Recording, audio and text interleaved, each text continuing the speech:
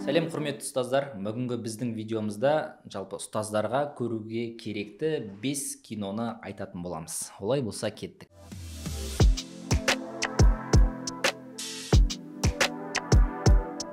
Бұл 5 киноны біз барынша зерттеп, барлық елдерден сұрап, содан кейін барып сізге айтып отырмыз. Сол себепті өз еркіңізде көрсеңіз де болады, көрмесеңіз де болады. Бірақ киноны көру ол сол кинода болып жатқан состоянияға түсіп, өзіңе деген бір жаңа бір мотивация, жаңа леп алуға үлкен шаг жасау. Сол себепті көрсеңіздер, сіздерге бір мотивация болар деген үміттеміз. Енді ең бірінші кино, ол даже кино емес, сериал, ол Ахмет Байтұрсынұлы атамызға арнап түсірілген сериал.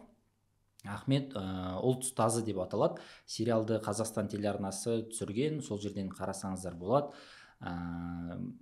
Бірнеше сериядан тұрады.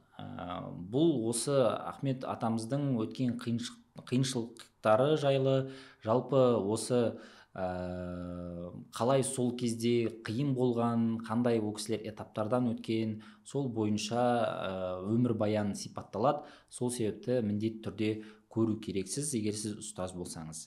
Келесі біздің сіздерге ұсынатын киномыз ол «Общество мертвых поэтов» деп аталады.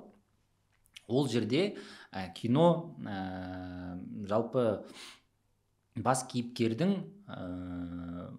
өзінің командасымен бірге, яғни өзінің оқушыларымен бірге қалай кітапты оқуға қызығушылығын арттырды, олармен бірге кітапты қалай талдады, сол бойынша сюжет жүретін болады. Бұл киноның сол 1980 жылдары Оскар ұтып алған, яғни ең үздік сценарий үшін. Сол себепті бұл киноны көрсеңіз, сіз өзіңіздің уақытыңызды босқа жібермейсіз деп үміттенемін, өте қызық. Келесі киномыз ол «Писатели свободы» деп аталады. Бұл кинода бұзық балаларға мұғалім қалай тәрбие беріп, оларды жақсы оқитын адамдардан да жоғарғы нәтиже көрсетіп кетті, сол туралы болады.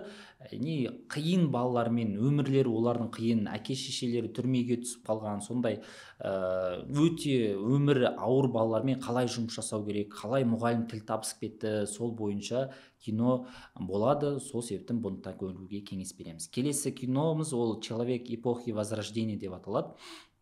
Бұл киномызда ескі кинолардың бірі, армиядан келген адамдарға ұстазы қалай мотивация берді, сол бойынша кино жүреді. Қызық кинолардың бірі. Ең соңғы киноларымыздың бірі ол «Учитель на замену» деп аталады. Бұл кинода дәл бағанағындай заменаға келген мұғалім қалай оқушыларымен бірге тез тіл табысып кетті, оларды қандай геймификация элементтерімен қызықтыра білді. Киноның аяқ жағы әрине ауыр аяқталады.